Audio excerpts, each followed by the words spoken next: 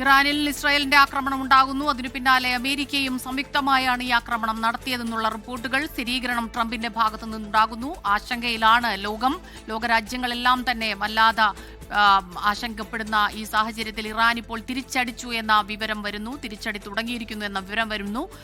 ഡൽഹിയിൽ നിന്ന് ബൽറാം നെടുങ്ങാടി ചേരുന്നുണ്ട് കൂടുതൽ വിവരങ്ങളുമായി.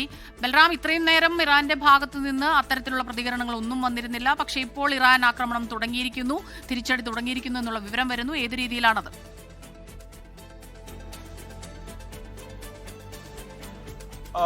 ഇറാൻ തിരിച്ചടി ആരംഭിച്ചിരിക്കുന്നു എന്നുള്ളതാണ് ഏറ്റവും ഒടുവിൽ പുറത്തുവരുന്ന വിവരം. ഈ പശ്ചിമേഷ്യൻ മേഖലയിലെ മാധ്യമങ്ങൾ അത് റിപ്പോർട്ട് ചെയ്യപ്പെടുന്നുണ്ട്.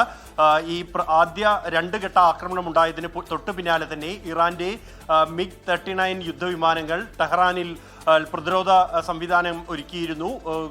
അതിന് പിന്നാലെ തന്നെ മിസൈൽ ആക്രമണം ഇറാൻ ആരംഭിച്ചു കഴിഞ്ഞിരിക്കുന്നു ഇസ്രായേലിന് നേരെ എന്നാണ് പുറത്തുവരുന്ന റിപ്പോർട്ടുകൾ. ഇസ്രായേൽ സൈന്യവും അത് സ്ഥിരീകരിക്കുന്നുണ്ട്. ഇറാന്റെ ഭീഷണി, ഇറാന്റെ മിസൈലുകൾ ഇസ്രായേലിന് നേരെ തൊടുത്തതായി ശ്രദ്ധയിൽപ്പെട്ടു എന്നും പ്രതിരോധ സംവിധാനങ്ങൾ അത് തടയാൻ സജ്ജമാണ് എന്നുമാണ് ഇസ്രായേൽ സൈന്യം അറിയിച്ചിരിക്കുന്നത്. കൂടാതെ ഈ ആക്രമണം നടക്കുന്നതിന് തൊട്ടു മുൻപ് ഇന്ന് ഇസ്രായേൽ സമയം രാവിലെ 8:30 സംയുക്ത ആക്രമണം ഇറാന്റെ നേരെ ഉണ്ടായത്. അതിന് അരമണിക്കൂർ മുമ്പായി തന്നെ പ്രദേശത്ത് ജനങ്ങൾക്ക് ജാഗ്രതാ നിർദ്ദേശം നൽകിയിരുന്നു. സ്കൂളുകൾ അടക്കമുള്ള ഒപ്പം തന്നെ പൊതു ഓഫീസുകൾ അടക്കമുള്ളവയ്ക്ക് അവധി പ്രഖ്യാപിച്ചിരുന്നു. ജനങ്ങളോട് പരമാവധി വീടുകളിൽ തന്നെ കഴിയാനുള്ള നിർദ്ദേശം നൽകിയിരുന്നു. ഒത്തുകൂടൽ ഒഴിവാക്കാനുള്ള നിർദ്ദേശം അടക്കമുള്ള മുന്നൊരുക്കങ്ങൾ പൂർത്തിയാക്കിയ ശേഷമാണ് ഇസ്രായേൽ ഇറാന് നേരെ ആക്രമണം നടത്തിയിരിക്കുന്നത്. ഈ ഒരു പശ്ചാത്തലത്തിൽ ഈ ഇറാന്റെ ഭാഗത്തു നിന്നും ഇത്തരം മിസൈലുകൾ ശ്രദ്ധയിൽപ്പെടുകയാണെങ്കിൽ അത് ആ പ്രദേശത്തുള്ള ജനങ്ങളെ അറിയിക്കുന്നതിനായി മൊബൈൽ സന്ദേശങ്ങൾ അയക്കുന്നതിനുള്ള സംവിധാനങ്ങൾ ഉൾപ്പെടെ നിലവിൽ പ്രവർത്തന സജ്ജമാണ് എന്നാണ് ഇസ്രായേൽ സൈന്യം നൽകുന്ന സന്ദേശത്തിൽ വ്യക്തമാക്കുന്നത്. ജനങ്ങളോടും ഈ ഒരു സന്ദേശം ഇസ്രായേൽ സൈന്യം കൈമാറിയിട്ടുണ്ട്. അതേസമയം ടെഹ്റാനിൽ വലിയ നാശനഷ്ടങ്ങൾ ഈ സംയുക്ത ആക്രമണത്തിൽ ഉണ്ടായിരിക്കുന്നു എന്നാണ് പുറത്തുവരുന്ന വിവരം. പ്രധാനമായും ഭരണ നേതൃത്വത്തിന്റെ താമസ സ്ഥലങ്ങൾ, സൈനിക കേന്ദ്രങ്ങൾ എന്നിവ കേന്ദ്രീകരിച്ചുകൊണ്ടാണ് ഇറാനിലേക്ക് സംയുക്ത ആക്രമണം ഉണ്ടായിരിക്കുന്നത്. ഇറാൻ പ്രസിഡൻഷ്യൽ ഓഫീസുകൾക്ക് സമീപവും ഒപ്പം തന്നെ പരമോന്നത നേതാവ് ആയത്തുള്ള അലി ഖമേനിയുടെ വാസസ്ഥലത്തിന് സമീപവും ആക്രമണം ഉണ്ടായിരിക്കുന്നു. ഖമേനിയെ സുരക്ഷിതമായ ഇടത്തേക്ക് മാറ്റിയതായി വിവരങ്ങൾ പുറത്തുവരുന്നുണ്ട്. സൈനിക കേന്ദ്രങ്ങളും ഒപ്പം ഇന്റലിജൻസ് കേന്ദ്രങ്ങളും സർക്കാർ ഓഫീസുകളും കേന്ദ്രീകരിച്ചാണ് 10 ഇടങ്ങളിൽ ആക്രമണം ഉണ്ടായിരിക്കുന്നത്. ആദ്യഘട്ടത്തിൽ 7 ഇടങ്ങളിലും പിന്നീട് 3 ഇടങ്ങളിലുമാണ് ഈ ആക്രമണം ഉണ്ടായത്. ഇറാനിയൻ സൈന്യത്തിന്റെ കമാൻഡർ ഇൻ ചീഫ് അമീർ ഹദാമി ഈ ആക്രമണത്തിൽ കൊല്ലപ്പെട്ടതായി റിപ്പോർട്ടുണ്ട്. ഇതോടൊപ്പം തന്നെ ഇറാൻ ജുഡീഷ്യറിയുടെ മേധാവി ഖോലം ഹൊസൈൻ മൊഹസേനിയും ആക്രമണത്തിൽ കൊല്ലപ്പെട്ടതായുള്ള റിപ്പോർട്ടുകൾ പുറത്തു വരുന്നുണ്ട്. എന്നാൽ ഇറാന്റെ ഭാഗത്തു നിന്നും ഇക്കാര്യങ്ങൾ ഇതുവരെയും സ്ഥിരീകരിച്ചിട്ടില്ല. സ്ഥിരീകരിക്കാനുള്ള സംവിധാനങ്ങൾ നിലവിലിപ്പോൾ പ്രവർത്തന സജ്ജമല്ല എന്നുള്ളതാണ് യാഥാർത്ഥ്യം. നേരിട്ടുള്ള മിസൈൽ ആക്രമണങ്ങൾക്ക് ഒപ്പം തന്നെ സൈബർ ആക്രമണവും ഇറാനിലെ വെബ്സൈറ്റുകൾക്ക് നേരെ, വാർത്താ ഏജൻസികളുടെ വെബ്സൈറ്റുകൾക്ക് നേരെയും സർക്കാർ വെബ്സൈറ്റുകൾക്ക് നേരെയും ഉണ്ടായിരിക്കുന്നു എന്നാണ് റിപ്പോർട്ടുകൾ വ്യക്തമാക്കുന്നത്. ഇറാനിലെ വാർത്താ ഏജൻസികൾ ഇപ്പോൾ പുറം ലോകത്തിന് ലഭ്യമല്ലാത്ത സാഹചര്യമാണ്. അതുകൊണ്ട് തന്നെ ഇറാന്റെ പ്രത്യാക്രമണം സംബന്ധിച്ചുള്ള സൂചനകൾ ഏറ്റവും ഒടുവിലുള്ള പുറത്തുവിട്ട വിവരമായി ലഭിച്ചിരുന്നു. പ്രത്യാക്രമണം ആരംഭിച്ച ശേഷം ഇറാനിൽ നിന്നും ഇതുവരെയും വിവരങ്ങൾ ലഭ്യമല്ല. എന്തായാലും 30-നും 70-നും ഇടയിൽ മിസൈലുകൾ ഇതിനകം തന്നെ ഇറാൻ ഇസ്രായേലിനെതിരെ പ്രയോഗിച്ചു കഴിഞ്ഞിരിക്കുന്നു എന്നാണ് ഏറ്റവും ഒടുവിൽ പുറത്തുവരുന്ന വിവരങ്ങൾ വ്യക്തമാക്കുന്നത്. അതേസമയം ലോകരാജ്യങ്ങൾ ഏറെ ജാഗ്രതയിലാണ് ഈ ഒരു സാഹചര്യത്തെ വീക്ഷിക്കുന്നത്. US-ഉം ഇസ്രായേലും സംയുക്തമായി ഒരു ആക്രമണം ഇറാന് മേൽ ഉണ്ടാകുമെന്ന് പ്രതീക്ഷിച്ചിരുന്നതല്ല.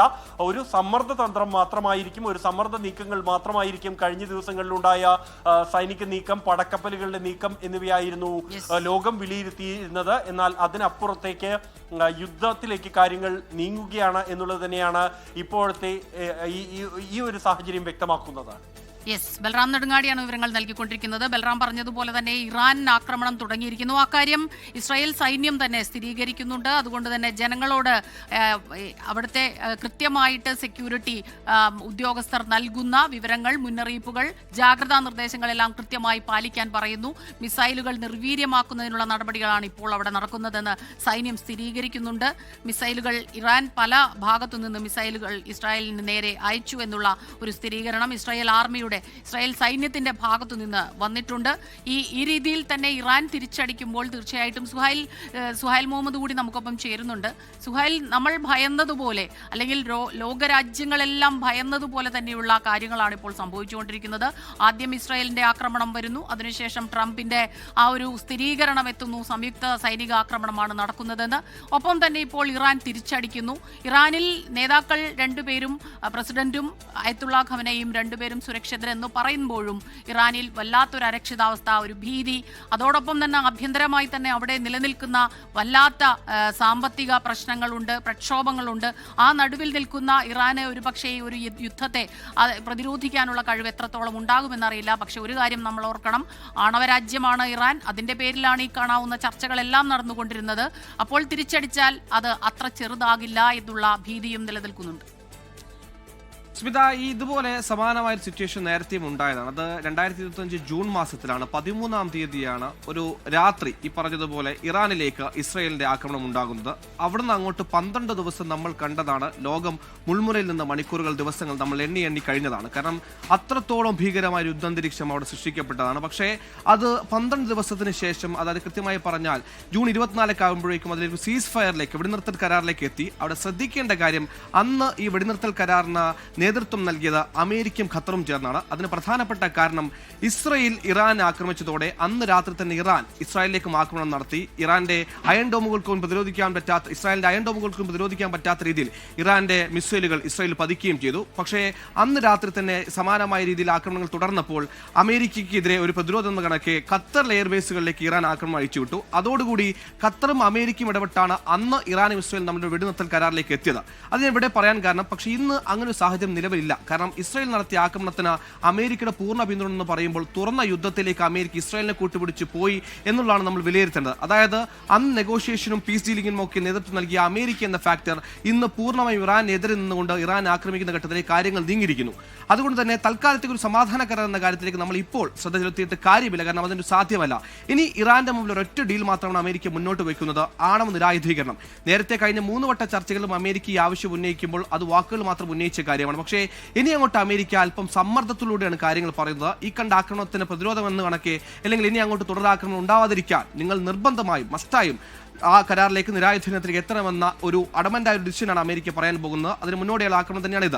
ഇനി കൂടുതൽ കാര്യങ്ങളിലേക്ക് വരികയാണെങ്കിൽ, ഈ ഒരു യുദ്ധം ഈ പറഞ്ഞ പശ്ചിമേഷ്യ മാത്രം ബാധിക്കുന്ന ഒരു യുദ്ധമല്ല. പ്രധാനമായും പറയുന്നത് ഹോർമുസ് കടലിടുക്കിനെ സംബന്ധിച്ചാണ്. കാരണം എല്ലാ രാജ്യങ്ങൾക്കും മുന്നോട്ട് പോകാൻ ഇന്ധനം വേണം, ഊർജ്ജം വേണം. ആ ഊർജ്ജം ഏറ്റവും കൂടുതൽ കടത്തിക്കൊണ്ടുപോകുന്ന, അല്ലെങ്കിൽ ഏറ്റവും കൂടുതൽ ഈ ഊർജ്ജത്തെ, അല്ലെങ്കിൽ ഈ പറയുന്ന എണ്ണയെ ഈ കടൽ മാർഗം എത്തിക്കുന്ന ഹോർമുസ് കടലെടുക്ക് വഴിയാണ്. ഈ കടലെടുക്ക് ഇറാന്റെ നേതൃത്വത്തിലാണ്.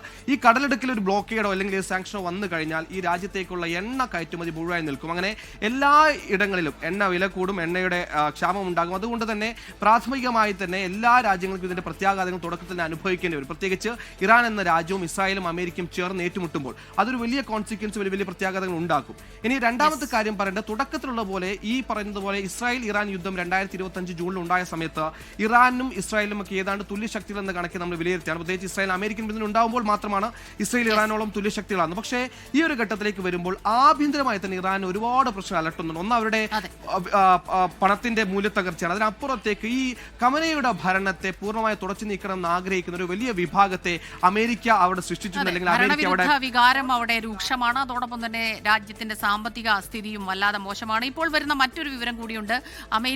അമേരിക്ക പറയുന്നു, ഖത്തറിൽ ഉള്ള അമേരിക്കൻ എംബസി ഉദ്യോഗസ്ഥരോട്, ഒപ്പം തന്നെ അമേരിക്കൻ പൗരന്മാരോട് സേഫായിട്ട് സുരക്ഷിതരായിട്ടിരിക്കാൻ പറയുന്നു, സുരക്ഷിത സ്ഥാനങ്ങളിലേക്ക് നീങ്ങാൻ പറയുന്നു, അവരവരുടെ വീടുകൾ വീടുകളിൽ അല്ലെങ്കിൽ തൊട്ടടുത്തുള്ള ഏറ്റവും സുരക്ഷിതമായ കേന്ദ്രങ്ങളിലേക്ക് നീങ്ങണം എന്നുള്ള ഒരു മുന്നറിയിപ്പ് കൂടി ഇപ്പോൾ വരുന്നുണ്ട്. നമുക്കറിയാം ഖത്തറിൽ മാത്രമല്ല പല ഇടങ്ങളിൽ അമേരിക്കൻ പൗരന്മാർ എന്ന പോലെ തന്നെ ഇന്ത്യൻ പൗരന്മാർ, ഒരുപക്ഷെ അതിനേക്കാൾ ഏറെയാണ് നമ്മുടെ ഇന്ത്യൻ പൗരന്മാർ, മലയാളികളൊക്കെ തന്നെ ഇതിന്റെ പലയിടങ്ങളിലായി ഉണ്ട്.